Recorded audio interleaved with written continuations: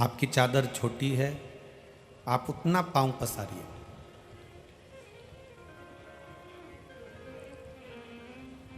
आपकी जगह छोटी है तो आप उतनी जगह में अपने को एडजस्ट करिए।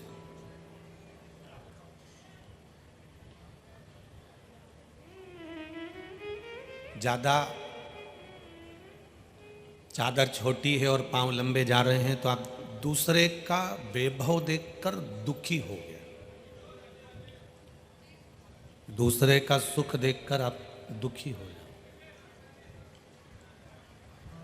उसके यहाँ करोड़ों का भी धन हो तो हमें कोई मतलब का नहीं, उसके यहाँ करोड़ों की भी संपदा हो तो हमें कोई मतलब नहीं है, हमें अपनी संपदा से मतलब रखना चाहिए। अपनी दृष्टि को अपने ऊपर रखो।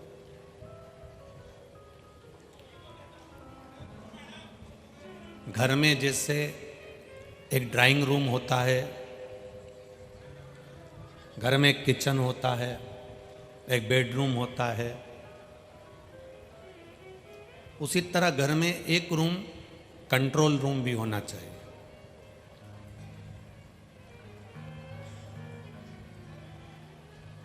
रामचरितमानस से हमको सीखने को मिलता है कि दशरथ जी के घर में एक रूम ऐसा था जिसको कोप भवन कहते थे। बोलो सही है? सुनिए ना कथा। कैकेयी कहाँ जाके बैठी थी? कोप भवन। दशरथ जी के यहाँ एक रूम ऐसा था जिसको कोप भवन कहा गया और उसमें माता कैकेयी जाकर बैठ गए। दशरथ जी के यहाँ क्रोध करने का तो रूम था, क्रोध करने का तो भवन था, पर दशरथ जी के यहाँ कंट्रोल करने का भवन नहीं था। इसलिए आपसे निवेदन है, आपके घर में कोप भवन बनाओ चाहे मत बनाओ, पर एक कंट्रोल रूम जरूर बनाओ कि किसी को क्रोध आए तो थोड़ी देर उस रूम में जाकर रामायण पढ़े, गीता पढ़े, शिव पुराण पढ़े और अपने क्रोध पर कंट्रोल करें। अपने क्रोध पर कंट्रोल होना चाहिए। आज सबसे बड़ी विडंबना बस केवल इतनी सी है कि व्यक्ति के क्रोध पर व्यक्ति को कंट्रोल नहीं। क्रोध आया, चक्कू उठाया, तलवार उठाई और उसको मार डाला। चक्कू मारने में देरी कितनी लगी है? 15 minute, 10 minute, 5 minute, 3 minute, 4 minute, 2 minute की देरी लगी है। चक्कू मारने में केवल 5-7 मिनट लगे, पर वो 5-7 मिनट चक्कू मारने में लगे, क्रोध आया, चक्कू मारा, पुलिस पकड़ के ले गई, थाने में बंद कर दिया। तुम कहीं पर भी भगते फिरे पर तुमको ले जाकर वहां पर वापिस छोड़ दिया। तुम कहीं पर भी भाग लो, पुलिस पकड़कर तुमको वहां ले जाकर जेल में, थाने में बंद कर देगी। राम जी,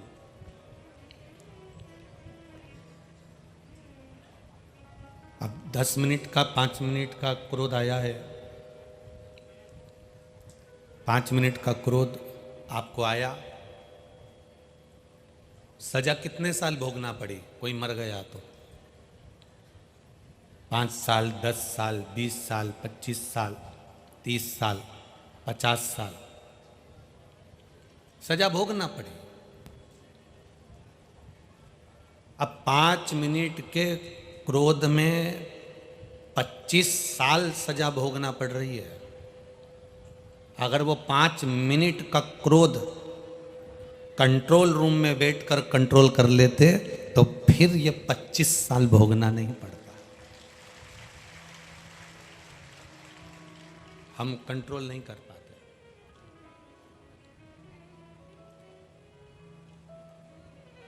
कई लोग होते हैं जिनसे क्रोध कंट्रोल नहीं होता। हम उनसे कहते हैं अपने घर में एक रूम कंट्रोल रूम बना लो। बेडरूम होता है, किचन होता है, ड्राइंग रूम होता है, बेस्ट सामान रखने का एक रूम होता है, बच्चों का रूम, चिल्ड्रन रूम होता है।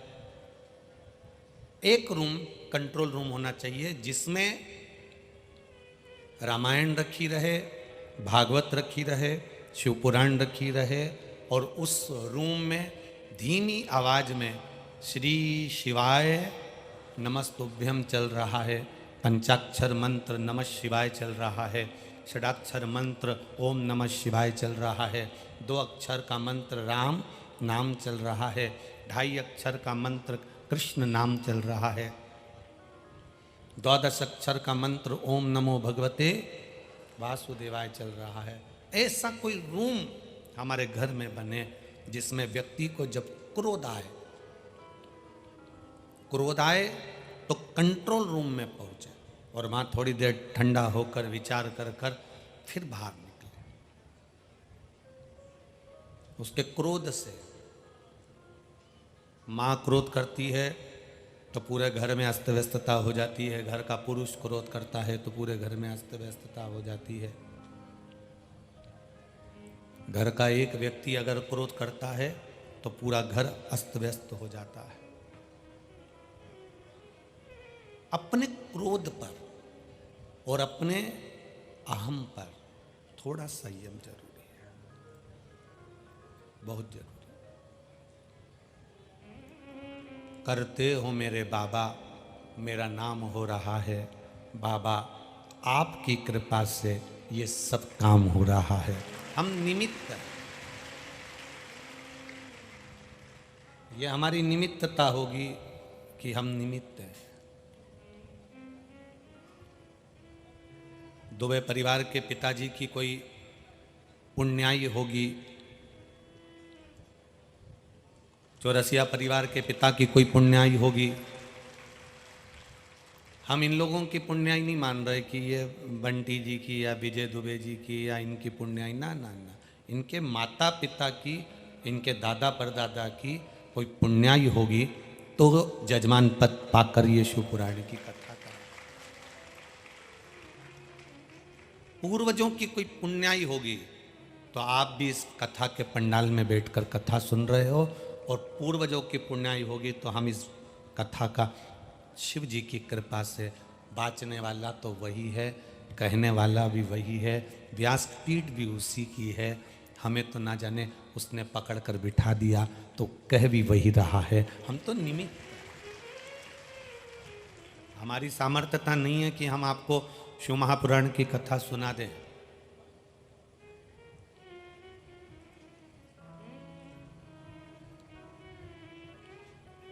शंकर भगवान की कथा देखिए जरा, भागवत जी की कथा सुखदेव जी महाराज ने सुना दी। सारी कथा का लेखन श्री वेदव्यास जी ने कर दिया। विष्णु पुराण की कथा, गर्ग संहिता, स्कंद पुराण, पद्म पुराण, लिंग पुराण, कुर्म पुराण, नारद पुराण, ब्रह्म वैवर्त पुराण, नरसिंह पुराण, ये सारी चरित्र वेदव्यास जी वर्णन कर दिए हैं। सारी पुराणों को उठाकर देखना, केवल एक पुराण ऐसी निकलेगी जिस पुराण को सारी पुराणों में सब वर्णन करते हैं, पर एक पुराण शिव महापुराण की कथा केवल ऐसी है कि भगवान शंकर और पार्वती दोनों जजमान बनकर तुमरुका जी कथा कर रहे हैं और शिव पार्वती यजमान बनकर बैठकर कथा सुन रहे हैं। पूरी पुराणों को उठाकर देख लेना, किसी पुराण में यह नहीं लिखा कि भगवान जजमान बने हैं। हर पुराण में लिखा है कोई राजा जजमान बन गया, कोई ऋषि जजमान बन गया, कोई साधु बन गया, कोई तपस्वी बन गया, कहीं कौआ बना, कहीं गरुण जी बने, कहीं कोई बना, कहीं कोई बना। पूरी पुराणों को उठाकर देखिए, कोई ना कोई यजमान बना है। केवल शिव पुराण का यजमान मेरा महादेव बना है। और बाँचने वाले तुमरुका जी है। तुमरुका जी कौन? जो शंकर का परम भगत हो। शिव पुराण बाँचने के लिए शंकर का गुणगान करने वाला, शंकर का उपासक, शिव पर पूर्ण भरोसा करने वाला होगा। और आप अगर शंकर पर भरोसा करने वाले के सम्मुख में बैठकर शिव महापुराण की कथा सुन रहे होगे तो आपके भीतर भी भरोसा जाग जाएगा और आप भटकोगे नहीं। जिसके पास सोना होता है वो सोना देता, जिसके पास चांदी होती वो चांदी देता, जिसके पास कपड़ा होता वो कपड़ा देता, जिसके पास में जो होता वो देता है। शिव पुराण बाँचने वाला शंकर का कोई विश्वास उसके हृदय में होगा तो आपको विश्वास देगा। अगर विश्वास नहीं होता तो आप भी इतनी मात्रा में बैठकर कथा को श्रवण नहीं कर पाते। एक माँ ने लिखा है अपनी भाषा में कि गुरुजी,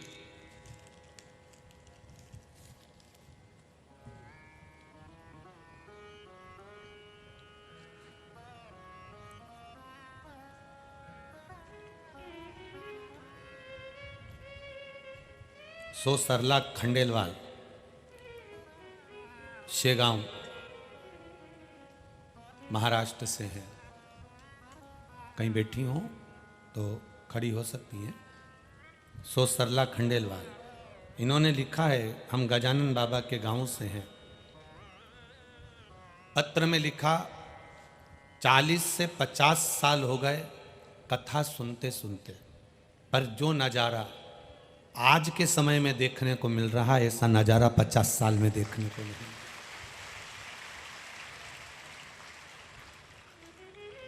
लाखों भक्त आते हैं और जितने लाखों भक्त आते हैं उनके साथ में जो भक्त आता है वो अपने बैग में कुछ ना कुछ लेकर आता है और खिलाकर जाता है। ये नज़ारा किसी कथा में नहीं। सुनते हैं शिव पुराण का, ना तो कहीं अनाउंसमेंट होता है, ना कोई ऑटो घूमता है, ना कोई रिक्शा घूमता है, ना कोई पर्चा बांटा जाता। उसके बाद भी लोग लाखों की संख्या में पहुंच जाते हैं। ये एक आश्चर्य वाली बात है। खंडेलवाल बहन, आपने बहुत भाव से लिखा, आपका विश्वास है इसमें। एक कंट्रोल रूम भी हो जिसमें हम अपने क्रोध का कंट्रोल करें। कोप भवन नहीं चाहिए जिसमें आप गुस्सा करें, कंट्रोल करने वाला भवन चाहिए।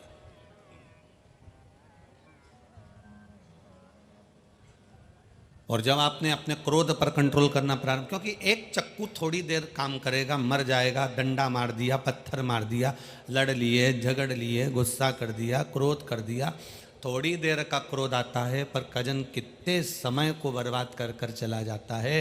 पूछो घर वालों से, तुमने तो चक्कू मार दिया, तुमने तो जरा सा क्रोध कर दिया। अभी मुरैना में आपने टीवी पर देखा होगा, एक परिवार का विवाद हुआ था। केवल बगल वाली ने कचरा उठाकर पास वाली के वहां पर झाड़ू से डाल दिया, उधर वाली ने कचरा बीन कर इधर डाल दिया,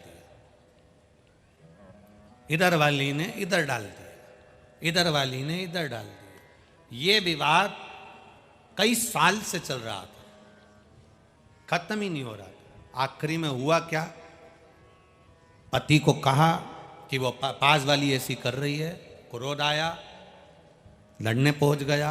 पत्नी ने अंदर से ले जाकर बंदूक दे दी और उसने धड़ धड़ धड़ धड़ 6-7 लोगों को मार दिया।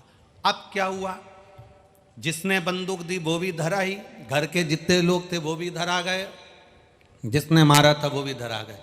क्रोध कितनी देर का आया था, मात्र 10 मिनट का क्रोध था, और ये पूरा परिवार आज जेल में बंद होकर अब सजा का इंतजार करेगा कि कितने साल भोगना पड़ सकता है। कितनी देर का क्रोध था, थोड़ी सी देर का, उस पर हम कंट्रोल नहीं कर सकते।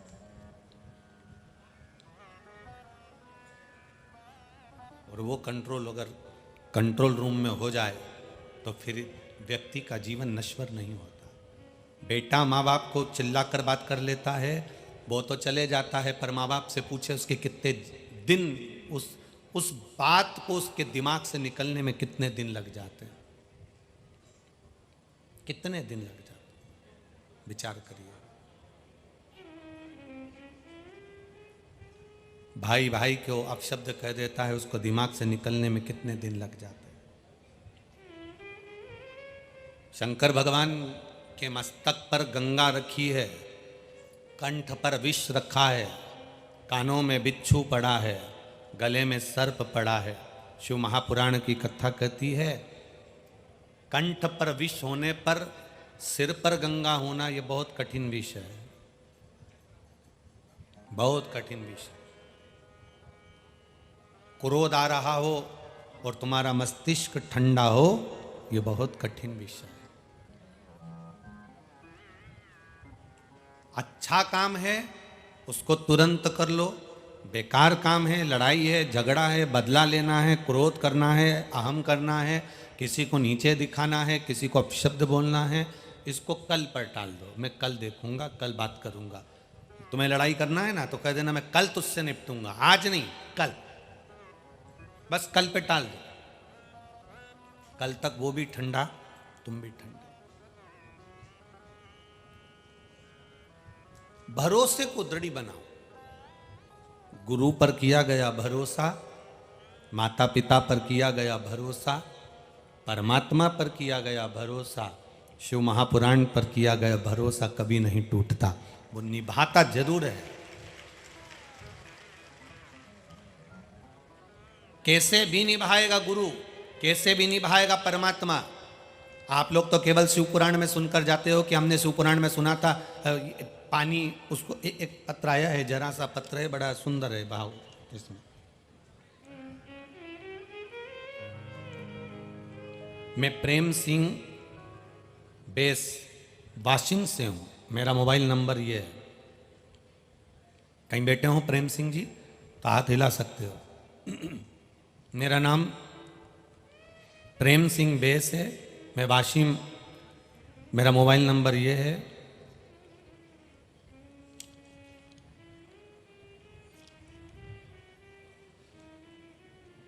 हम 5 बहनें, हम कथा पंडाल में बैठ कथा सुनते हैं और कथा सुनने आए। 3 मई को गुरुदेव, हमारी बड़ी बहन आ रही थी पर उनकी बहू की डिलीवरी हुई। 3 मई को जब बहू की डिलीवरी हुई तो बच्चा ने जन्म लेने के बाद आंख नहीं खोली। 3 तारीख निकल गई, 4 तारीख निकल गई, 5 तारीख निकल गई, 6 तारीख निकल गई, पर आंख नहीं खोली बच्चे ने। डॉक्टर ने कहा यदि आंख नहीं खुलती है तो ऑपरेशन करना पड़ेगा।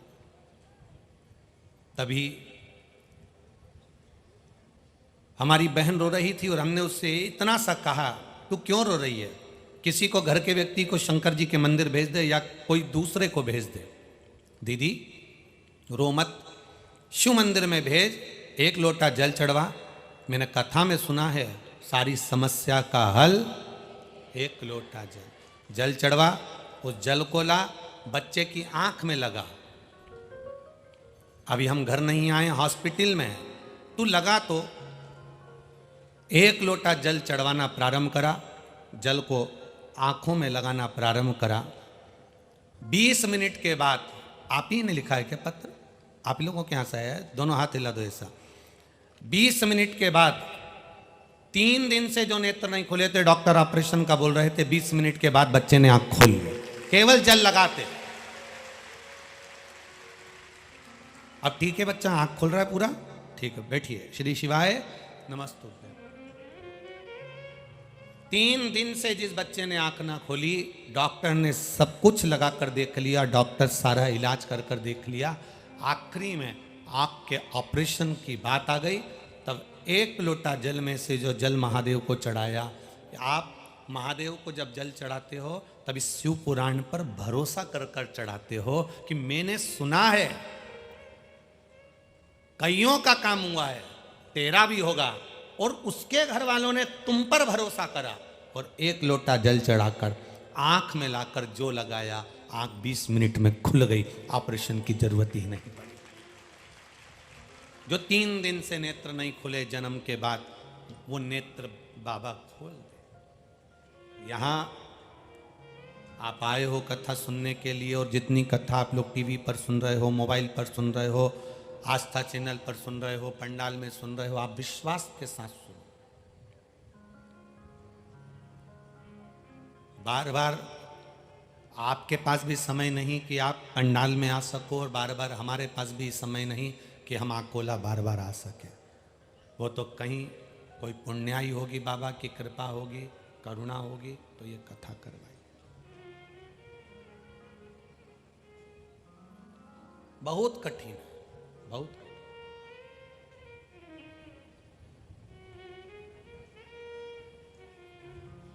आप जब भगवान की भक्ति में डूबे तो विश्वास के साथ डूबे। गुरु पर किया गया भरोसा, माता पिता पर किया गया भरोसा, शिव महापुराण पर किया गया भरोसा, मेरे देव अधिदेव महादेव पर किया गया भरोसा तुम्हारे मरते दम तक नहीं टूटेगा। ये विश्वास मानकर चलो, भरोसा नहीं टूटेगा। आपने उसको याद किया, वो आया। कितना सुंदर संवाद है।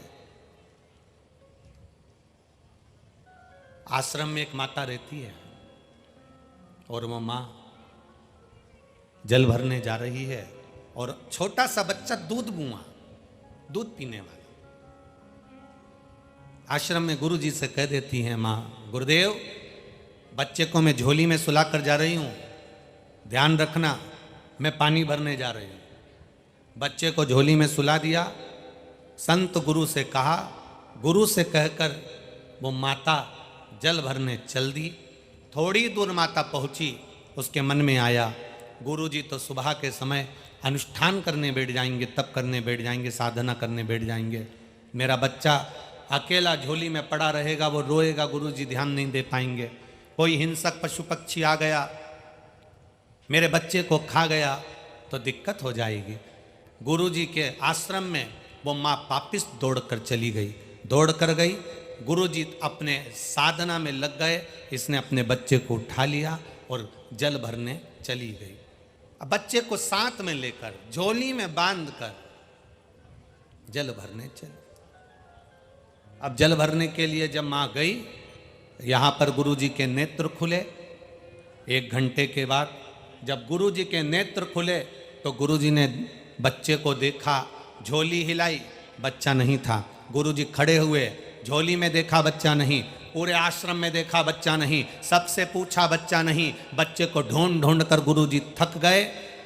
तब गुरु जी ने विचार करा, बच्चा नहीं मिल रहा तो करूं क्या, मेरे भरोसे पर छोड़ कर गई है, मेरे विश्वास पर छोड़ कर गई है।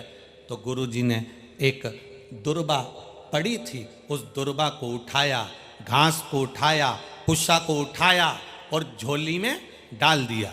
झोली में डाला तो उस कुशा को डालने से एक बच्चा जन्म ले लिया।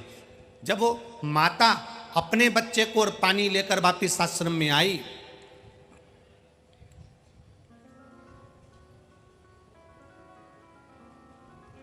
तो आते से ही उस माता ने उस झोली में देखा तो एक छोटा सा बच्चा सोया था।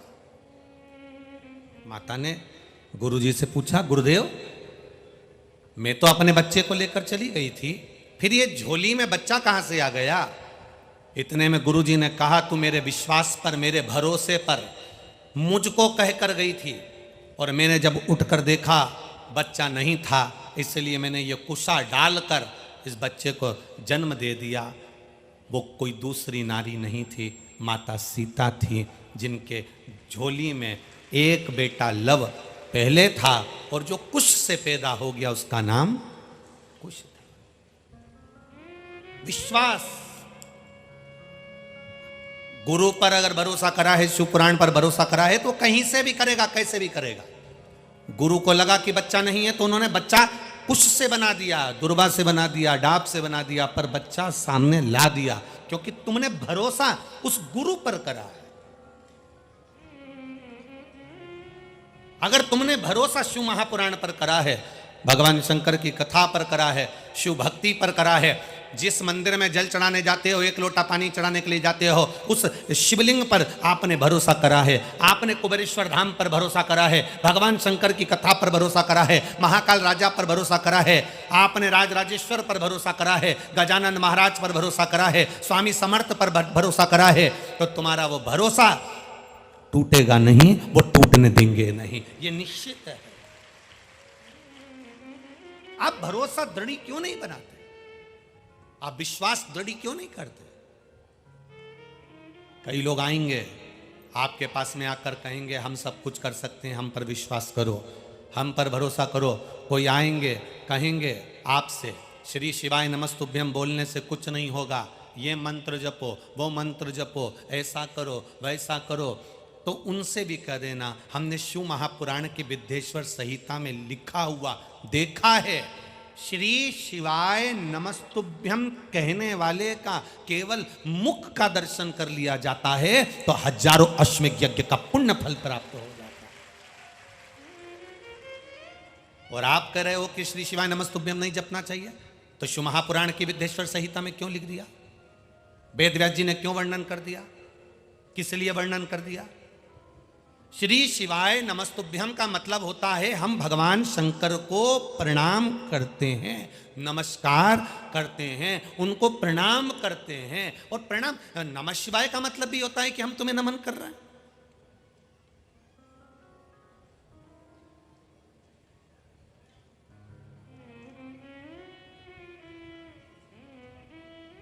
परमात्मा को नमन करना, हर पल हर घड़ी हर क्षण नमन करना।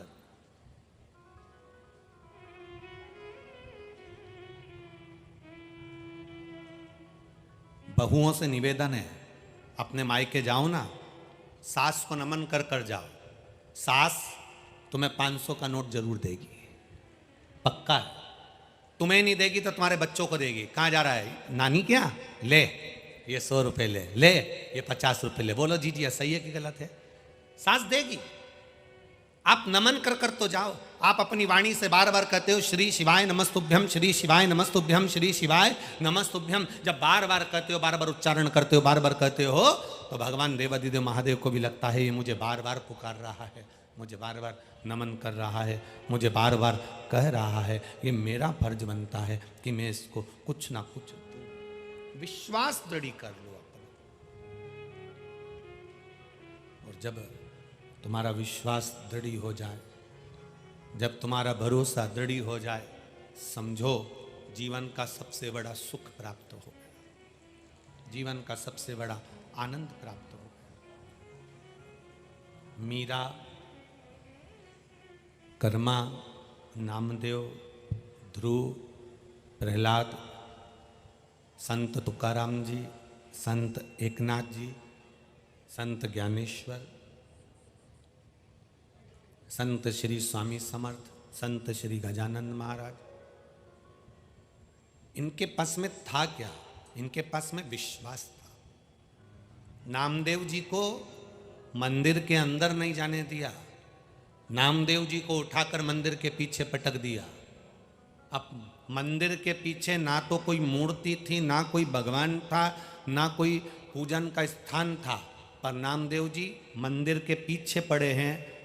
कुछ भी नहीं था मंदिर के पीछे, केवल मंदिर के पीछे की दीवार थी, पर कुछ था नामदेव जी के पास, तो उनका विश्वास था। उन्होंने कहा ई वे विठ्ठल, ऊ वे विठ्ठल, विठ्ठल बिना भव पार नहीं। तो मंदिर का दरवाजा बदल गया, मंदिर का दरवाजा बदल गया। केवल विठ्ठल विठ्ठल विठ्ठल, विश्वास, भरोसा। कौन कहता है भगवान आते नहीं? कोई द्रौपदी की तरह बुलाते नहीं। कौन कहता है भगवान खाते नहीं? कोई शबरी की तरह खिलाते नहीं। कौन कहता है भगवान सोते नहीं? माँ यशोदा के जैसे कोई लोरी सुनाते नहीं। कौन कहता है कि मेरा महादेव सुनता नहीं है? लोग कहते हैं ये पत्थर का शिवलिंग है, ये पाषाण का शिवलिंग है, ये पत्थर की मूर्ति है, ये पत्थर की मूर्ति है। हम कहते हैं दिल से पुकार कर देखना, पत्थर की मूर्ति भी सुनती है, पत्थर की मूर्ति भी श्रवण करती है। दिल से पुकार कर देखना, सुनेगा वो।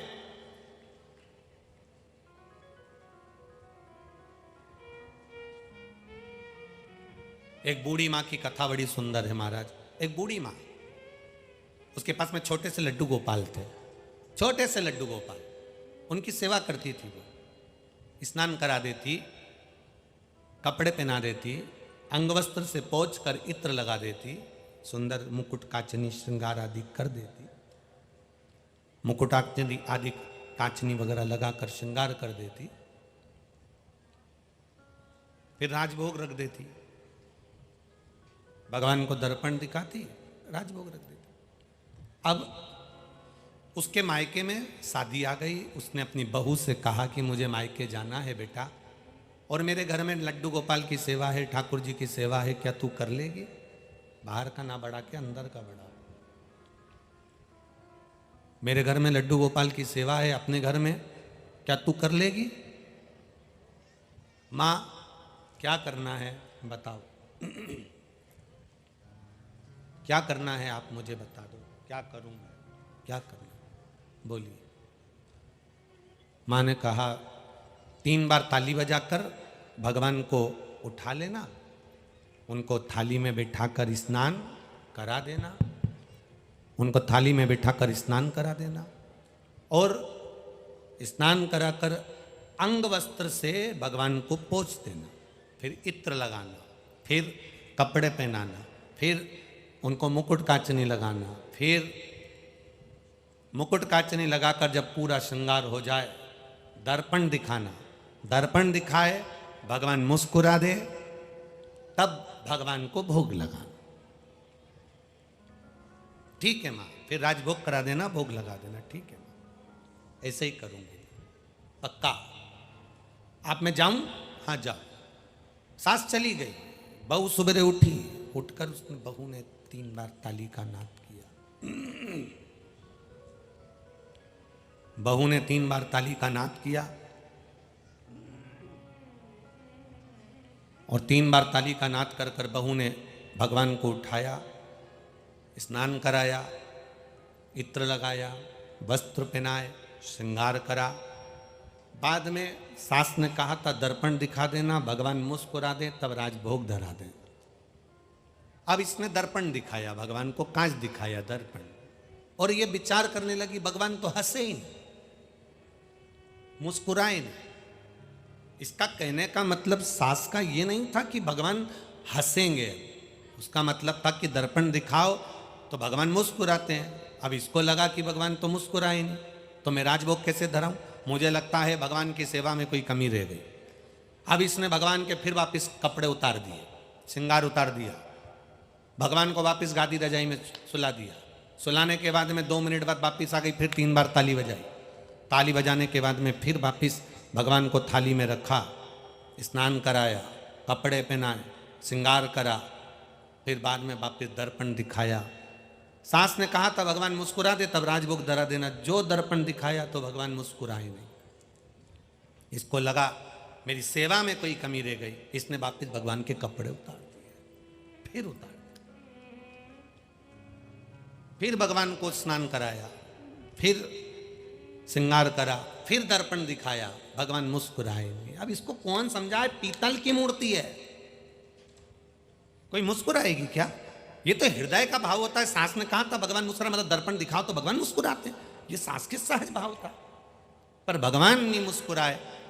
इसने वापिस कपड़े उतार दिए, फिर सुला दिया। सवेरे 7 बजे से भगवान को बार बार निला रही, श्रृंगार करा रही, दोपहर की 3 बज गई। भगवान भी मन में सोच रहे, निलाई निला रही है, खिला तो कुछ भी नहीं रही है भगवान को। 35वीं बार ये भगवान को स्नान करा रही थी, श्रृंगार कर रही थी। श्रृंगार कर कर भगवान को जो दर्पण दिखाया, भगवान पीतल की मूर्ति में से 2 दांत निकालकर मुस्कुरा दिए। पीतल की मूर्ति में से 2 दांत निकालकर मुस्कुरा दिए, और मुस्कुराकर भगवान को लगा जब तक हंसूंगा नहीं तब तक ये खिलाएगी नहीं, बहुत देर से निला ही निला रही है। भगवान मुस्कुराए और तुरंत अब उस बहू ने कहा ठाकुर जी से, इतनी बार नहाए तुम अब मुस्कुराए? भगवान के तेरे नहाने से अब डर लगने लगा, इसलिए अब कुछ खिला दे। भगवान ने भोजन किया। अब तो बहू प्रतिदिन भगवान का श्रृंगार करती, वस्त्र पहनाती, और वस्त्र पहनाकर जो दर्पण दिखाती, भगवान पहली बार में ही हंस देते, क्योंकि भगवान को मालूम है फिर नवा देगी, ये फिर नहलाएगी, ये बार बार नहलाएगी। इससे अच्छा है कि मैं मुस्कुरा दूं, मैं हंस दूं। भगवान फिर मुस्कुरा देते। सास आ गई, सास ने बहू से कहा, तो श्रृंगार पूजन कर रही है बढ़िया, बिल्कुल।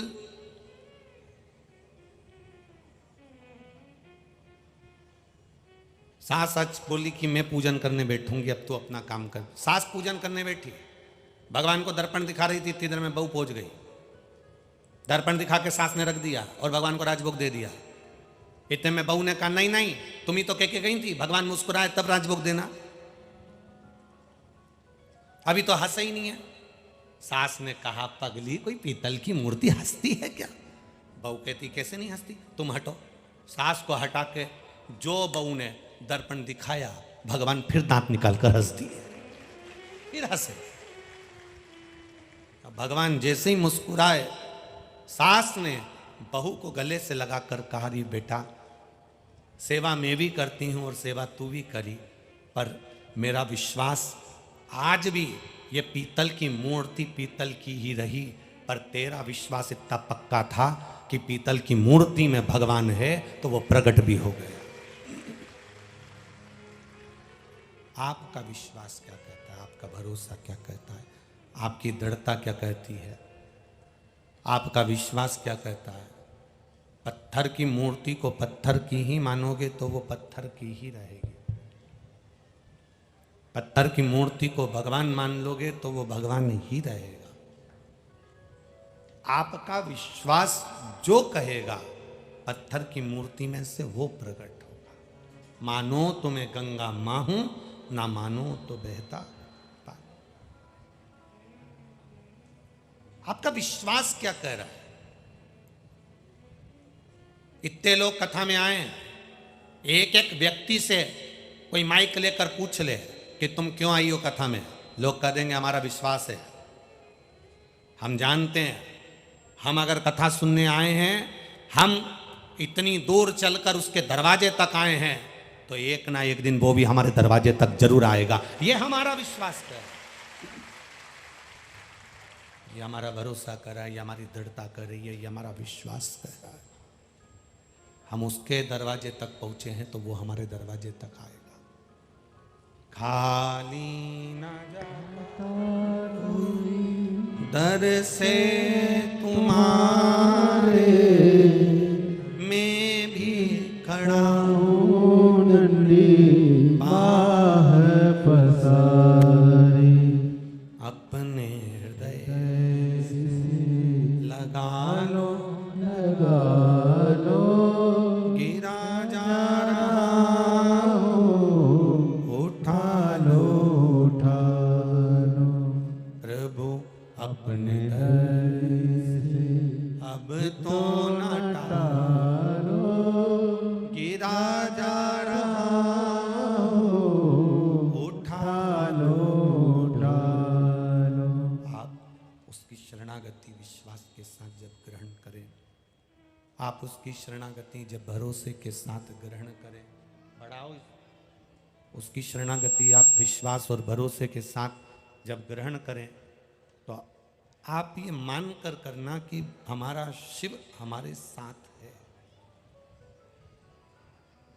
हमारा शंकर, हमारा ओघड़दानी, हमारे शिव, हमारे बाबा, हमारे भोलेनाथ हमारे साथ है। ये विश्वास होना चाहिए, ये भरोसा होना चाहिए। आप लोगों में से शिव मंदिर कितने लोग जाते हैं? जरा हाथ उठाइए। सभी जाते हो? चारों पांचों पंडाल के लोग धर लो हाथ, वापिस रखो नीचे। क्या कहने जाते हो बाबा के? आप शिव मंदिर में जाते हो तो जो शंकर जी के मंदिर में जो देवाधिदेव महादेव बैठे हैं, जो भगवान शिव के मंदिर में भगवान देवाधिदेव महादेव विराजमान है, उसको क्या मान कर जा रहे हैं? क्या कहने जा रहे हैं? क्या माना आपने उसको? कौन है वो जिसके मंदिर में आप पहुंचकर भगवान देवाधिदेव महादेव के पास में जाकर एक लोटा जल समर्पित कर रहे हो? आखिर उसको आप मानते क्या? शिव महापुराण की कथा कहती है, उसको पिता मानकर, अपना पिता मानकर, अपने दिल की बात सुनने वाला, उसको बाबा मानकर उसकी चौखट पर जाकर, उसके दरवाजे पर जाकर उससे अपनी दिल की बात कहोगे तो वो श्रवण कर लेगा।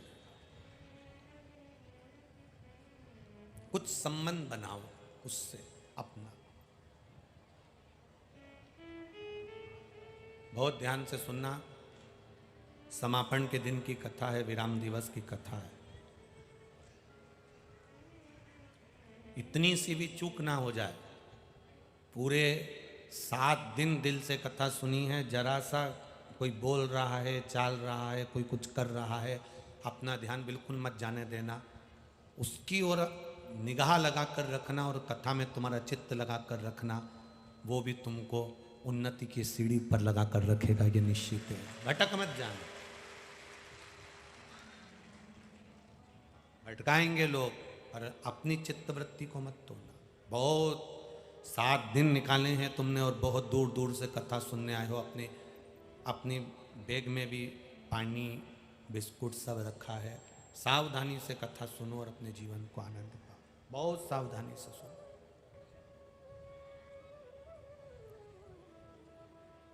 शिव कथा कर रही है, भगवान शंकर का संवाद कर रहा है, शिव महापुराण की कथा कर रही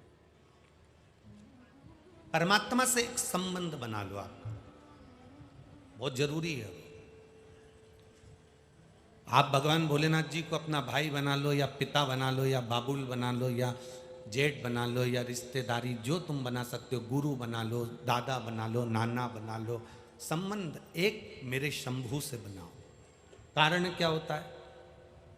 तुम मिनिस्टर से मिलने के लिए गए, आमदार खासदार से मिलने के लिए गए, तुम कोई मंत्री से मिलने के लिए गए, और तुमने जाकर दरवाजे पर आवाज़ लगाकर कहा, वहाँ पर जो दरवाजे पर द्वारपाल खड़े थे, चौकीदार खड़े थे, उनसे कहा जाकर कह दो बिमला बाई आई है।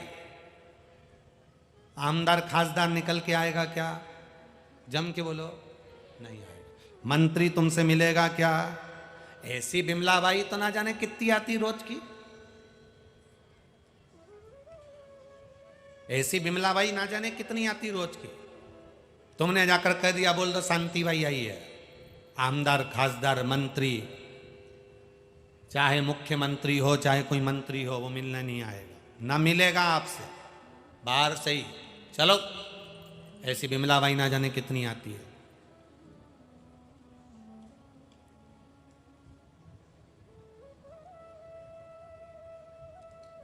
कितनी आई? चलो यहां से जाओ।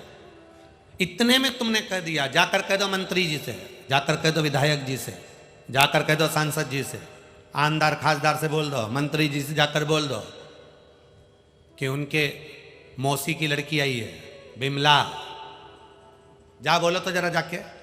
और जो इतने में किसी ने अंदर जाकर कहा कि साहब तुम्हारी मौसी है ना, जो यहाँ रहती है एचल करेंजी में या वासिम में रहती, उनकी लड़की आई है बिमला। इतने में अंदर से खबर आई, जाओ लेके आ जाओ, उनको वहाँ बिठा लो, अभी मैं मिलता हूँ। अब रिश्तेदारी थी तो आमदार खासदार भी मिल लिए, रिश्तेदारी थी तो मंत्री भी मिल लिए, रिश्तेदारी थी भले दूर की थी, पर रिश्तेदारी थी तो कोई ना कोई तुमसे मिल लिया। अगर रिश्तेदारी नहीं होती तो धक्का मारकर निकाल देते, धक्का मार। ऐसी ही रिश्तेदारी हमें हमारे बाबा से बना लेना है। क्यों रिश्तेदारी इसलिए बना लेना? जब हॉस्पिटल में कोई बीमार पड़ता है, बहुत सारे लोग बीमार पड़ते हैं हॉस्पिटल के अंदर, बहुत मरीज आते हैं हॉस्पिटल के अंदर। क्या पूरे अकोला के लोग घूमने हॉस्पिटल में रोज मरीज को देखने जाते हैं क्या? बोलो, जम के बोलो रे, नहीं जाते। वासिम के हॉस्पिटल में ढेर सारे आए, अमरावती के हॉस्पिटल में ढेर मरीज आए, तो क्या पूरे अमरावती के लोग मिलने जाते हैं? नहीं। अमरावती के हॉस्पिटल में, वासिम के हॉस्पिटल में, अकोला के हॉस्पिटल में कोई मरीज आया और उसका कोई रिश्तेदार यहाँ अकोला में, वासिम में, अमरावती में रहता है, तो वो रिश्तेदार हॉस्पिटल में मिलने जाता है। बोलो सही है कि गलत है? बोलो बोलो, जम के बोलो। रिश्तेदार मिलने के लिए जाता है। उसी तरह हमारा शंकर भगवान से अगर कोई संबंध हो गया और हमारे ऊपर कोई दुख आ गया, कोई तकलीफ आ गई, तो हमारा रिश्तेदार भी हमसे मिलने जरूर आएगा, ये निश्चित है।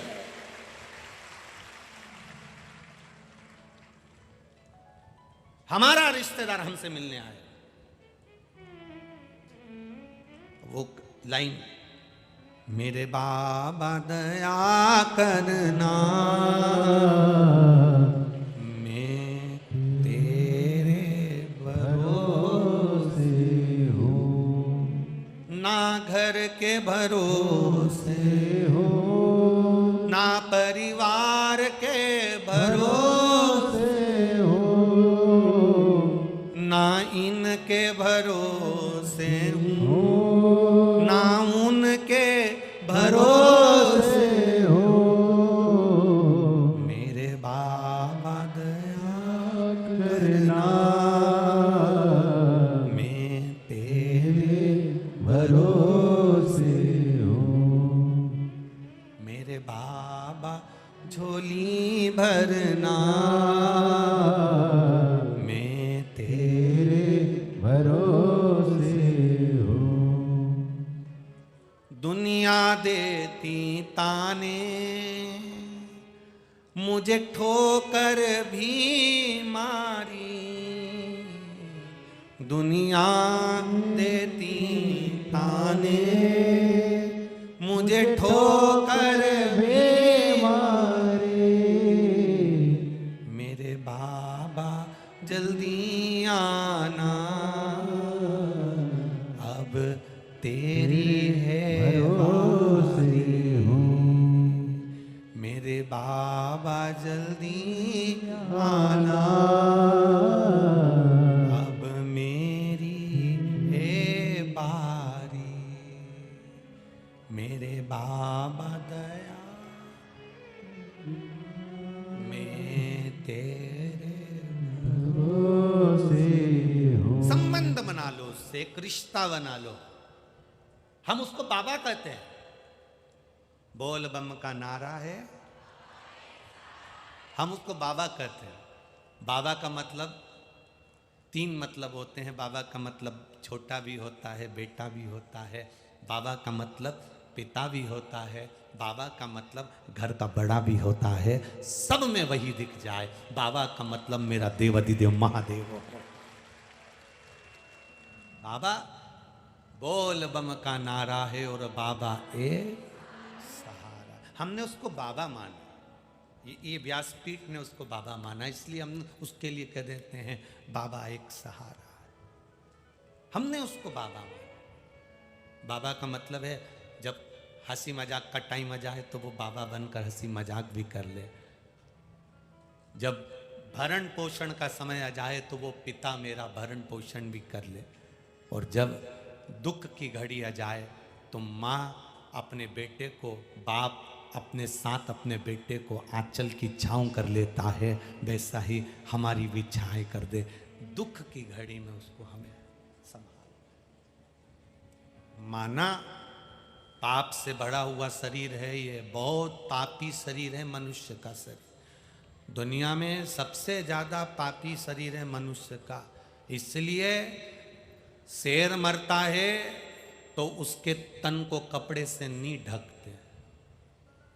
पशु मरता है उसके तन को कपड़े से नहीं ढकते। कुत्ता मरता है उसके तन को कपड़े से नहीं ढकते। यहाँ पर अकोला में ढकते हैं क्या? कुत्ता मरे तो उसको कपड़े से? बोलो बोलो जम के। नहीं।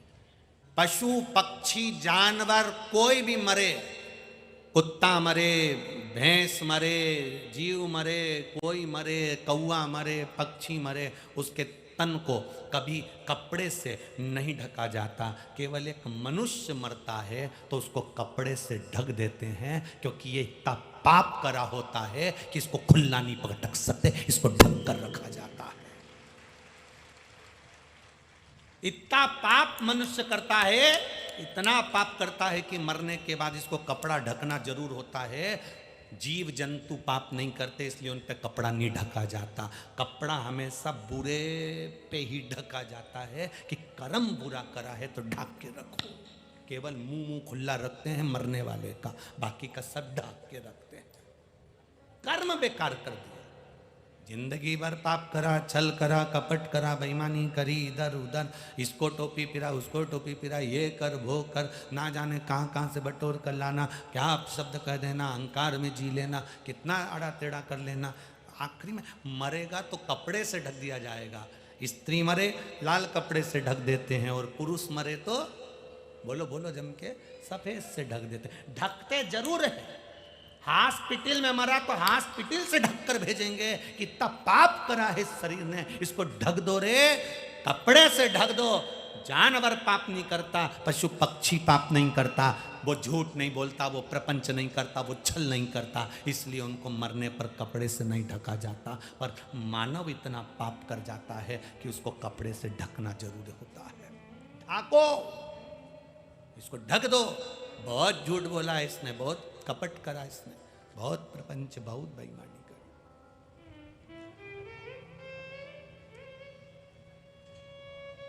राम राम जपना और पराया माल, मुख में राम और बगल में छुरी, ये श्रेष्ठता है। ढक दो इसको। मानव के शरीर को कपड़े से ढका गया, जीव जंतु जानवर के शरीर को नहीं ढकते, क्योंकि वो पाप नहीं करता, गलत कृत्य नहीं करता। शेर खुद का शिकार करता है, मांस खाता है। शेर कभी घास, बोलो बोलो जम के, नहीं खाता। खरगोश गलत चीज नहीं खाता, मांस नहीं खाता, केवल शाकाहारी। हमारे यहाँ पशु पक्षियों को देखना, जो शाकाहारी है वो शाकाहारी रहता है मरते तक। जो मांसाहारी पशु है, पक्षी है, वह मरते तक मांसाहारी रहता है। केवल एक मनुष्य ही ऐसा है, ये कभी भी कुछ भी खा जाता है, इसका ठिकाना ही नहीं है। आधे समय मांसाहारी रहता है, आधे समय शाकाहारी रहता है। जो मिल जाए उसे निपटा जाओ। अब जरा विचार करिए कि ये पशु पक्षी अपने नियम से जीते हैं। मांसाहारी पशु पक्षी मांसाहारी रहेगा और शाकाहारी शाकाहारी रहेगा। केवल एक मनुष्य ऐसा है, ये कभी भी कुछ भी खा सकता है, जो मिल जाए निपटा जाएगा। ठेले पर गया तो चाउमीन मिल गई तो चाउमीन, और मालूम पड़े कहीं वेज कहीं कुछ कहीं नॉन वेज, जो मिल जाए वो खा जाएगा। बस चले तो ये आदमी को पूरा निकल जाए, बस चले तो लोगों की पूरी प्रॉपर्टी निकल जाए, बस चले तो पूरा वैभव निकल जाए। ये मानव है, इसको कपड़े से ढको। ये जैसे ही मरे तो हॉस्पिटल में मरा तो हॉस्पिटल में कपड़ा ढक दिया, घर में मरा तो घर में उसको कपड़ा ढक दिया, क्योंकि इसने पाप बहुत करा है। इसको कपड़े से ढक कर रखो, कपड़े से ढक।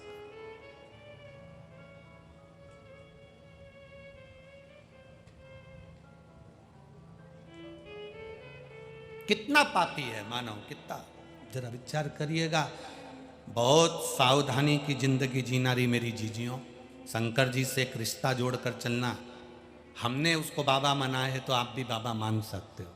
बाबा का मतलब छोटा भी, बड़ा भी और बुजुर्ग भी, सब सुनता है। हम जब व्यासपीठ पर यहाँ आते हैं तो उसको कहकर आते हैं, चलना है, कथा वाचना है, उसको कहकर चलते हैं। यहां से जाते हैं आप तो भी उससे कहकर चलते, चल चले। आपसे भी निवेदन है, आप जब अपने घर से, तुम्हें लग रहा है व्यापार नहीं चल रहा, दुकान नहीं चल रही, तकलीफ आ गई, बच्चों का विवाह नहीं हो रहा, बच्चों की शादी नहीं हो रही, संतान नहीं हो रही, आपको लग रहा है तकलीफ है, बहुत ज्यादा है। क्यों तकलीफ है? क्योंकि वो तकलीफ को तुमने अपना बना कर रखा। मेरे बच्चे की शादी नहीं हो रही, क्यों नहीं हो रही? क्योंकि तुम्हारे मुख से जब भी निकलता है एक ही शब्द निकलता, मेरे बच्चे की शादी नहीं हो रही, मेरे बेटे की शादी नहीं हो रही, मेरी बेटी का संबंध नहीं हो रहा, इसका संबंध नहीं जम रहा। तुम्हारे मुख से यह निकलना चाहिए, बाबा अब ये मेरा नहीं है, अब ये तुम्हारा। कभी मत क्यों कि मेरे बेटे की शादी नहीं हो रही, उससे जाकर कह दो तेरे बेटे की शादी कब करेगा, अब कर देगा वो। क्योंकि तुमने अपना ट्रेडमार्क हटा लिया कि मेरे बेटे की शादी नहीं हो रही, तुमने अपना ट्रेडमार्क हटा लिया और तुमने कह दिया बाबा तेरी बेटी की शादी नहीं हो रही है, बाबा तेरे बेटे की शादी नहीं हो रही है। बहुत लोग हंसेंगे, तेरी बेटी है, मंदिर आती है, जल चढ़ाती है, तुझ पर बहुत भरोसा करती है, तेरी बेटी की शादी नहीं होगी तो तू सोच जरा, विचार कर। कितना सुंदर संवाद है। भगवान गणेश जी महाराज का हाथी का मुंह लगा है, सदानंद कार्तिकेय बहुत सुंदर हैं। पार्वती जी ने शंकर भगवान से कह दिया सबसे पहले शादी मेरे गणेश की होना चाहिए। ये पार्वती जी कर रही हैं, सबसे पहले शादी मेरे गणेश की होना चाहिए। शिव जी ने कहा तो ढूंढ लो, तुम्हारे गणेश की शादी करना है तो ढूंढो। पार्वती जी ने कह दिया था सबसे पहले शादी मेरे गणेश की होना चाहिए। अब जब तुम्हारा गणेश है तो ढूंढो। पार्वती जी ने 33 कोटि देवी देवताओं की मीटिंग करी, बुलाया और बुलाकर कहा मेरे गणेश के लिए लड़की देखो। सारे देवताओं ने लड़की देखी, पर कौन पिता होगा कि मनुष्य के शरीर पर हाथी का मुंह लगा हो, ऐसे को अपनी लड़की दे देगा? आप में से कोई हो सकता है ऐसा जिसको हाथी का मुंह लगा हो? जरा सा किसी की आंख में तकलीफ होती है तो लड़की नहीं देते, किसी के हाथ में तकलीफ हो तो लड़की नहीं देते, किसी के कान में तकलीफ हो तो लड़की नहीं देते, किसी की नाक टेढ़ी हो जाए तो लड़की नहीं देते। जरा सा विचार करिए तो कौन हाथी के मुंह वाले को अपनी लड़की दे देगा? 33 कोटि देवी देवता ढूंढ ढूंढ के थक गए, लड़की नहीं मिली। पार्वती जी की आंख में जल भरा और माता पार्वती जी ने आज शंकर भगवान से जाकर कहा जिस पुत्र का तुमने सिर काटा था, जिसको तुमने हाथी का सिर लगाया था, उसकी सारी जवाबदारी तुम्हारी है। तुम्हारा बेटा है, तुमने सिर काटा था, तुमने हाथी का लगाया था, तो जवाबदारी तुम्हारी है। उसकी शादी तुम्हें करना है, तुम्हें संभालना है, तुम्हें करना है। बस इतना कहा और महादेव ने नारद जी को बुलाया और नारद जी को बुलाकर कहा जाओ, प्रजापति विश्वरूप जी की 2 कन्या हैं, ये मैं जो भी चीज़ देता हूँ वो छप्पर फाड़ कर देता हूँ, जरा सा नहीं देता। आपने कथाओं में देखा होगा, लोग संतान मांगते हैं तो भगवान संतान भी एक नहीं देता, 2 दे देता। जा भगवान कृष्ण ने एक एक रानी के साथ बैठकर भगवान शंकर की आराधना करी। एक रानी को 1 संतान दे देना थी, पर भोलेनाथ जी ने 11 संतान दी। 1,77,186 भगवान कृष्ण के बच्चे हुए। इतनी औलाद दे दी भगवान शंकर ने। शिव जी ने कहा जाओ प्रजापति विश्वरूप जी की कन्या से बात करो, जाकर कहो। देवऋषि नारद ने जाकर कहा विवाह पक्का हो गया। क्यों? पार्वती मैया अभी तक कह रही थी मेरे बेटे की शादी नहीं हो रही है। पार्वती जी ने कह दिया तुमने जन्म दिया है, आप भी मंदिर में जाकर कह दो तेरे बल पर जी रही है, तेरी औलाद है, तेरा बेटा है, तेरी बेटी है, तेरी दुकान है, तेरी बहू है, और उसकी झोली खाली है। 10 साल 12 साल 8 साल संतान नहीं हुई उसको। मंदिर आती है, जल चढ़ाती है, तुझ पर जल चढ़ा रही है, तेरी बहू है, तेरी बेटी है, और झोली खाली हो जाए। अभी तक तुम अपनी बहू मानते थे, अभी तक तुम अपनी दुकान मानते थे, अभी तक तुम अपनी फैक्ट्री मानते थे, अपनी फैक्ट्री अपनी दुकान, अब उसकी कर दो। उसकी फैक्ट्री किसकी? मेरे बाबा की। दुकान किसकी? बोलते जाओ, बाबा की। बहू किसकी? बाबा। बेटा किसका? बोलो बोलो जम के बोलो, बाबा का। बेटी किसकी? बाबा।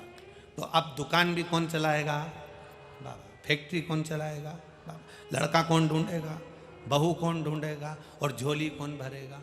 बाबा। अपना टेंशन खत्म, तुम तो बेहतरीन अपनी जिंदगी जियो, अब वो जाने उसका काम।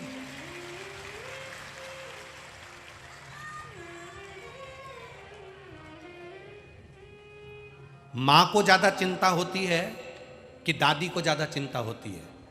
बेटे को ज्यादा चिंता होती है कि दादा को ज्यादा चिंता होती है? घर में बोलो, जम के बोलो। मां को। लड़की की जो दादी है उसको भी बहुत चिंता होगी, लड़की की जो नानी है उसको भी बहुत चिंता होगी। घर का जो बुजुर्ग होता है उसको चिंता ज्यादा होती है। मेरा बाबा आपके घर का बुजुर्ग है, उसको चिंता होना चाहिए। दादी फोन लगा के बोले कि हमारी छोरी के लिए देखो ना, मैं जिंदा हूं ना तब तक पोती को ब्याह कर दूं, हमारी नातन का ब्याह कर दूं ना, मैं देखो ना, मेरी छोरी की छोरी है ना, उसका शादी करना है, मेरे छोरा का छोरी है ना, उसकी शादी करना है। जितनी तो माँ को चिंता नहीं, जितनी बाप को चिंता नहीं, उतनी दादा दादी को चिंता, उतनी नाना नानी को चिंता। दादा दादी जहां भी जाते हैं लड़की के लिए लड़का देखते हैं, लड़के के लिए लड़की देखते हैं। शादी में इसलिए जाते नहीं तो वो जाए नहीं शादी में, डोकरा डोकरी कभी नहीं जाते, वो जाते इसलिए हैं कि लड़के के लिए लड़की देखेंगे, लड़की के लिए लड़का देखेंगे। नाना नानी शादी में क्यों जाते हैं? इतनी अवस्था में बूढ़ापे में इसलिए जाते हैं, मेरी लड़की के लिए लड़का देख लूंगी, उस बेटी की बेटी के लिए और बेटी के बेटे के लिए बच्चा देखने के लिए जा रहे हैं। आप छोड़ो ना उस पर। बाबा मैं तेरी पतंग हवा विच उड़ती जावांगी, बाबा डोर हथों छड़ी कटी जावांगी। मैं तेरी पतंग हूं, तेरे हाथ में हूं, सब तुझे संभालना है, सब कुछ तुझे देखना। अब मेरा कुछ भी नहीं। आज की कथा स्वामी समर्थ शिव महापुराण की कथा से सीख कर जाना कि हमारे घर में हम रह रहे हैं, ये घर मेरा नहीं है, ये उसका है। शरीर भी उसका, घर भी उसका, नाते उसके, रिश्ते उसके, परिवार उसका, मकान उसका, दुकान उसकी, मेरे घर में रहने वाला प्रत्येक जीव उसका। आज तुम अब उसके नाम कर दो बस।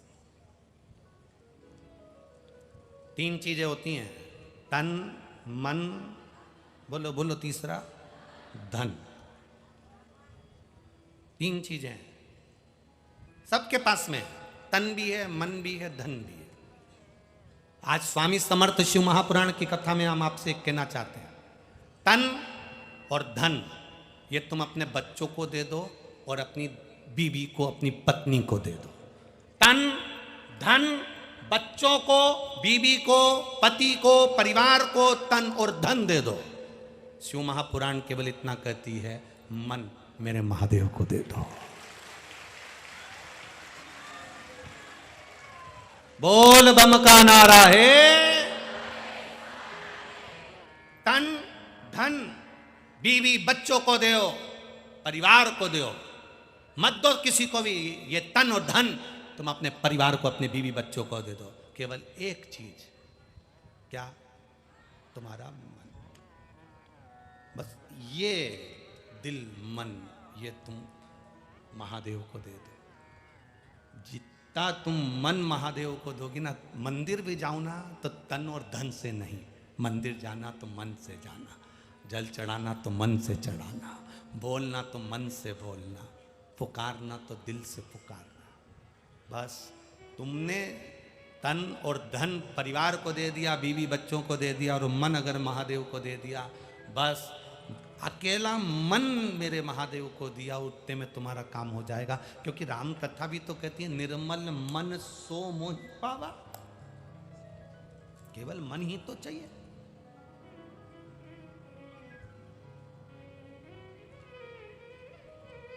केवल मन।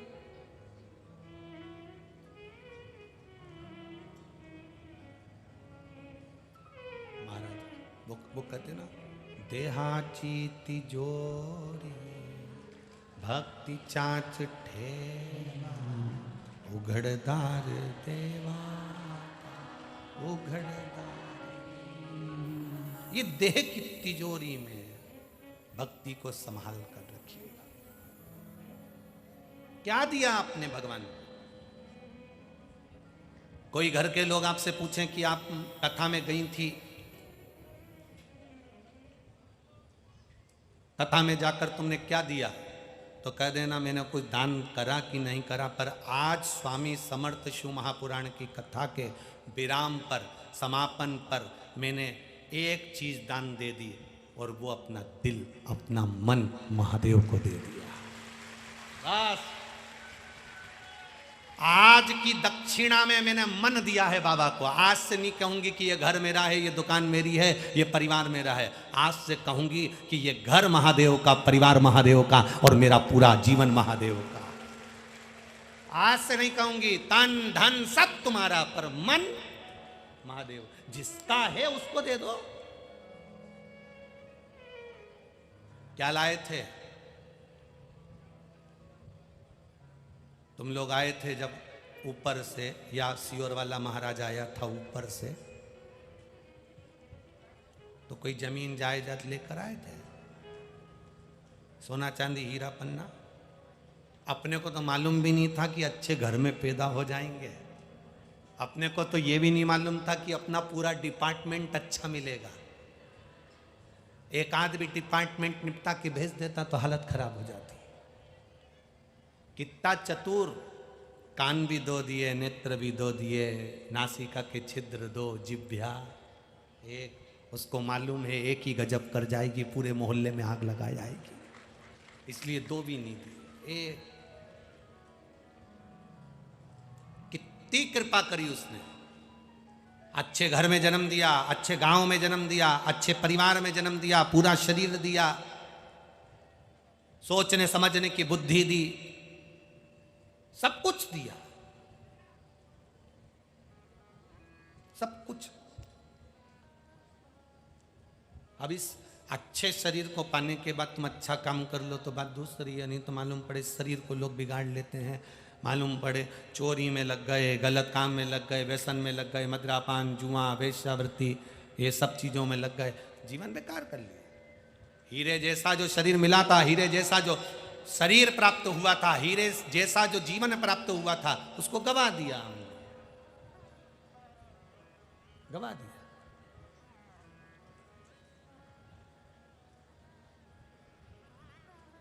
उस शरीर को पाने के बाद सुख का अनुभव किया जाए।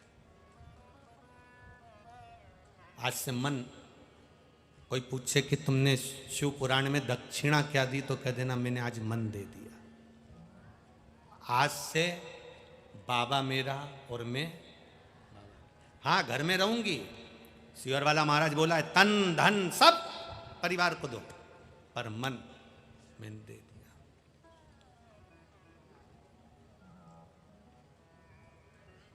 मीराबाई ने क्या दिया था? क्या था मीराबाई के पास? संत तुकाराम जी के पास क्या था? नामदेव जी के पास क्या था? कर्माबाई के पास में क्या था? कोई धन था क्या? बेबहुता सत्ता थी, बहुत करोड़ों की पूंजी थी,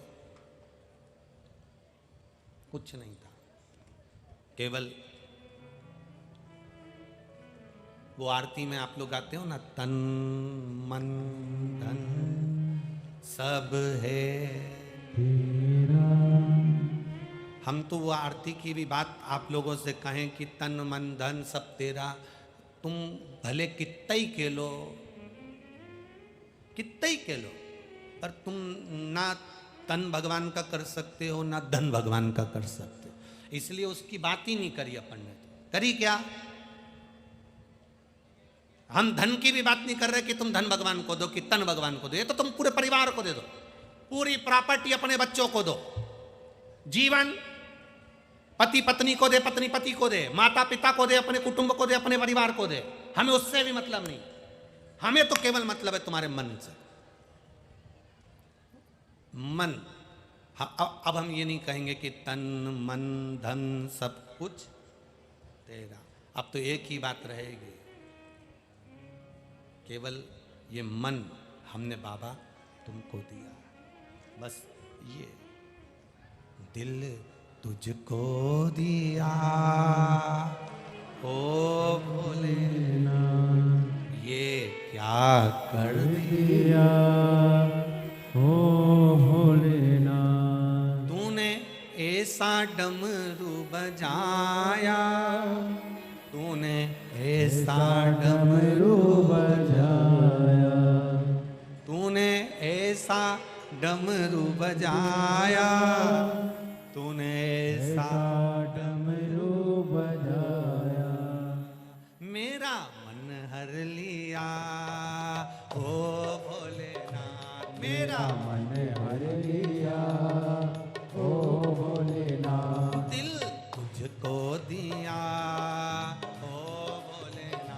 दिल तुझको दिया ओ भोलेनाथ। मेरे ओ भोलेनाथ, ओ भोलेनाथ, मेरे ओ भोलेनाथ, ओ भोलेनाथ। मेरे ओ भोलेनाथ, ओ भोलेनाथ, मेरे ओ भोलेनाथ, ओ भोलेनाथ। दिल तुझको दिया ओ भोलेनाथ, दिल तुझको दिया ओ भोलेनाथ। ये क्या कर दिया ओ भोलेनाथ, ये क्या कर दिया ओ भोलेनाथ।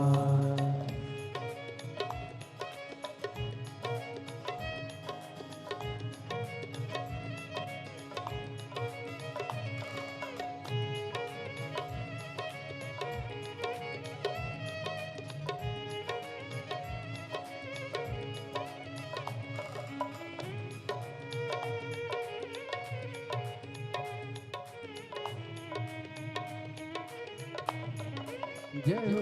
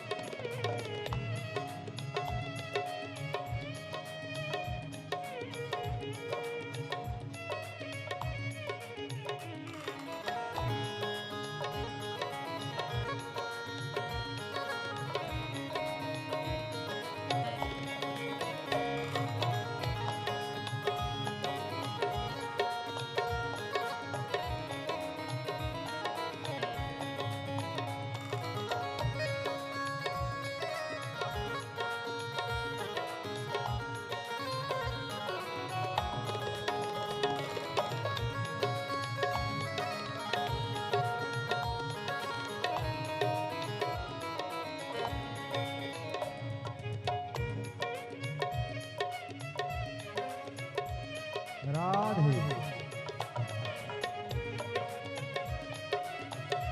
हरि बोल।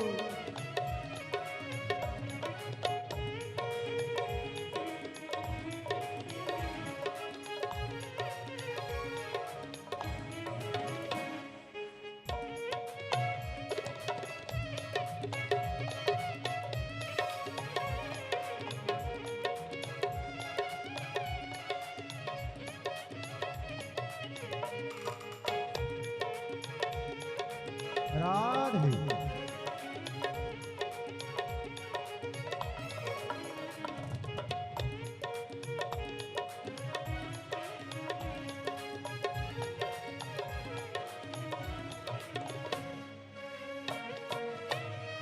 जय हो। हे शंभो। तेरे चरणों में ध्यान लगाया, तेरे चरणों में ध्यान लगाया, ओ तेरे चरणों में ध्यान लगाया, तेरे चरणों में ध्यान लगाया। ओ तेरे चरणों में ध्यान लगाया, तेरे चरणों में ध्यान लगाया, तेरे चरणों में ध्यान लगाया, तेरे चरणों में ध्यान लगाया। मुझे अपना लिया ओ भोलेनाथ, मुझे अपना लिया ओ भोलेनाथ। दिल तुझको दिया ओ भोलेनाथ, दिल तुझको दिया ओ भोलेनाथ। मेरे ओ भोलेनाथ, ओ भोलेनाथ, मेरे ओ भोलेनाथ ओ भोलेनाथ मेरे ओ भोलेनाथ ओ भोलेनाथ मेरे ओ भोलेनाथ ओ भोलेनाथ दिल तुझको दिया ओ भोलेनाथ दिल तुझको दिया ओ भोलेनाथ ये क्या कर दिया ओ भोलेनाथ ये क्या कर दिया ओ भोलेनाथ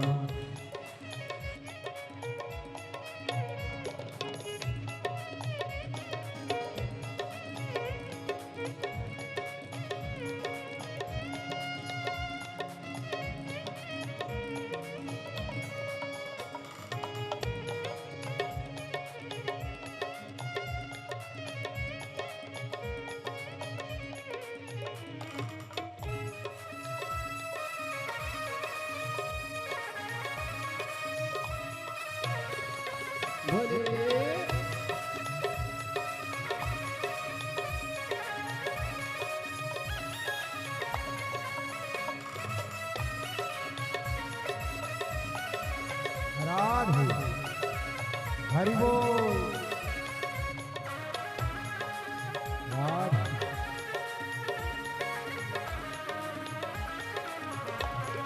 शंभु हे शंभो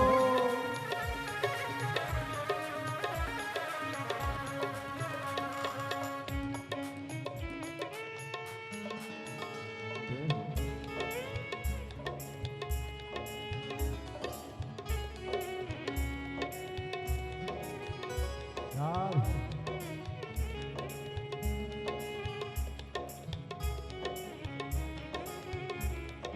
जय हो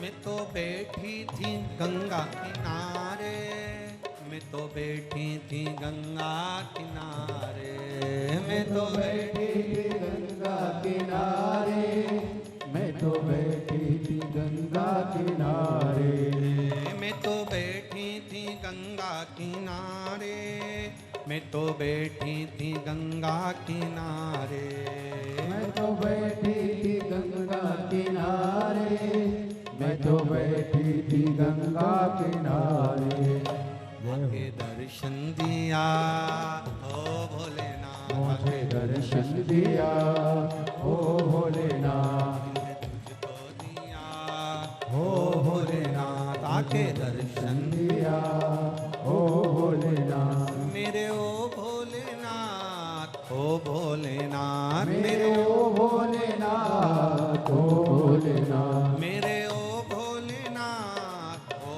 भोलेनाथ मेरे ओ भोलेनाथ ओ भोलेनाथ दिल तुझको दिया ओ भोलेनाथ दिल तुझको दिया ओ भोलेनाथ ये क्या कर दिया ओ भोलेनाथ ये क्या कर दिया ओ भोलेनाथ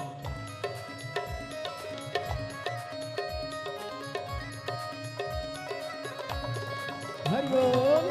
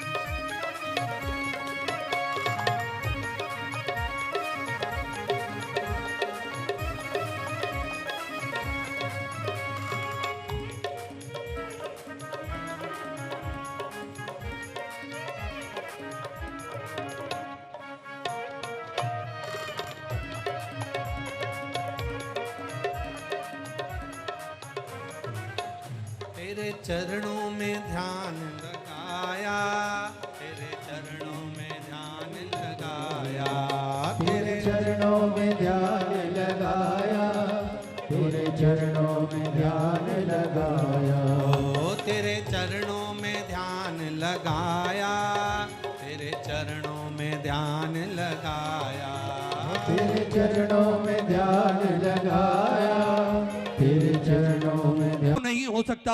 हम सभी उनकी कृपा के साए में ही अपना जीवन व्यतीत कर रहे हैं और हम सभी उनकी शरण में रहें। इससे बड़ा सौभाग्य हमारे जीवन में कुछ और हो नहीं सकता और निश्चित ही बधाई के पात्र हैं कथा के मुख्य जजमान श्री राम अवतार जी चौरसिया की स्मृति में श्री शांति कुमार जी चौरसिया, श्री नीलेश जी चौरसिया, श्री संदीप जी चौरसिया, श्री पंकज जी चौरसिया, श्री रुपेश जी चौरसिया, श्री जगदीश प्रसाद जी दुबे, श्री विनोद जी दुबे, श्री एसपी जी चौरसिया अकोला महाराष्ट्र से कथा के मुख्य जजमान का पदभार ग्रहण कर न केवल अपने जीवन को कृतार्थ में करा अपितु समूचे जन समुदाय को विश्व कल्याण हेतु ये सुंदर कथा का आयोजन रखकर सभी को कृतार्थ में करा, आनंद में करा। और बाबा भोलेनाथ जब तक जीव पर कृपा ना करें हम कोई भी कार्य संभव करें ऐसा हो नहीं सकता। हम सभी उनकी शरण में जाएं, एक लोटा जल चढ़ाएं। पूज्य गुरुदेव ने बड़ा ही सुंदर और सरल तरीका हम सभी को बताया है। एक लोटा जल सारी समस्याओं का हल। एक लोटा जल लेकर हम पास के मंदिर जाएं, शिवालय जाएं, एक लोटा जल चढ़ाएं, बेलपत्री चढ़ाएं और अपने हृदय की बात, अपने मन की बात देवाधिदेव महादेव से करें तो निश्चित ही सारी समस्याओं का निदान निकलता है और हम सभी के हृदय में भगवान भोलेनाथ विराजमान होते हैं। दिन भर ऐसा लगता है जैसे हम सभी भगवान की शरण में जाने के बाद में दिन भर हमको बड़ा ही अच्छा लगता है और हम मंदिर जाके अपने दिन की शुरुआत करें तो इससे बड़ा सौभाग्य हो नहीं सकता। हम सबसे पहले मंदिर जाएं और इसके बाद अन्य कार्य करें। ये हमको प्रतिदिन अपनी दिनचर्या में लाना चाहिए। पास के मंदिर जाना हमें निश्चित ही अनिवार्य रूप से लागू करना चाहिए। अपने जीवन में हम सभी को नियम बनाना चाहिए। बड़ा ही अच्छा लगता है जब बच्चे, बुजुर्ग, युवान, सभी वर्ग के लोग, माता हो, बहनें हो, सभी वर्ग के लोग मंदिर जाते हैं, एक लोटा जल चढ़ाते हैं तो निश्चित ही बड़ा ही अच्छा लगता है। और मंदिर जाने के फायदे क्या क्या होते हैं ये हम सभी को जान लेना चाहिए, क्योंकि पूज्य गुरुदेव ने हम सभी को बताया है।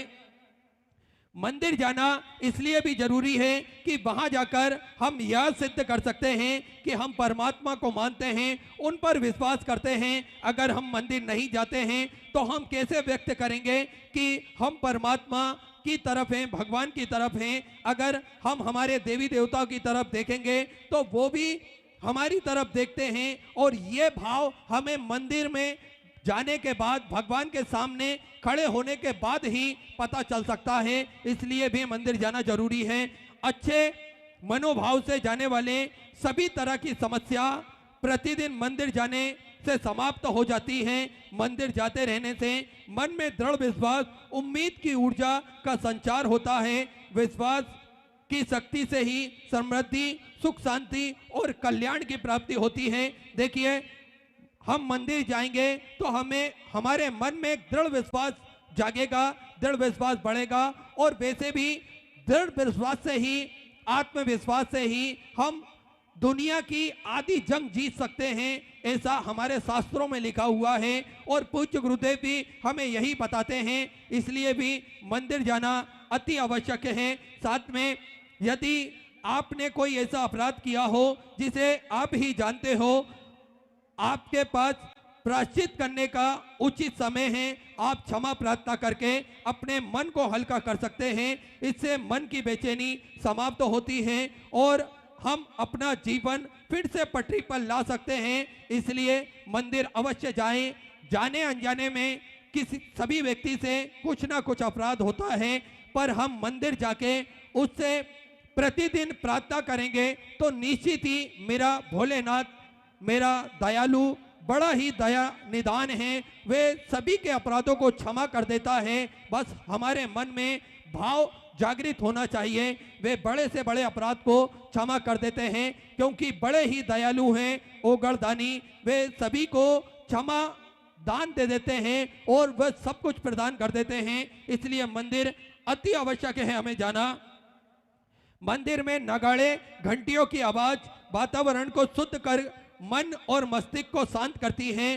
धूप और दीप से मन और मस्तिष्क की सभी तरह की नकारात्मक भाव हट जाते हैं और सकारात्मक ऊर्जा का संचार होता है। देखिए, जीवन जीने के लिए हमें सकारात्मक होना अति आवश्यक है। हम जीवन में तरक्की करें, आगे बढ़े, उसके लिए सकारात्मक होना जरूरी है और हमारी नकारात्मक ऊर्जाएं तभी समाप्त होगी जब हम भगवान के मंदिर जाएं, भगवान से हम प्रार्थना करें, अर्चना करें, तो निश्चित ही हमारी सारी नकारात्मक ऊर्जा खत्म होकर सकारात्मक ऊर्जा हमारे जीवन में आती है।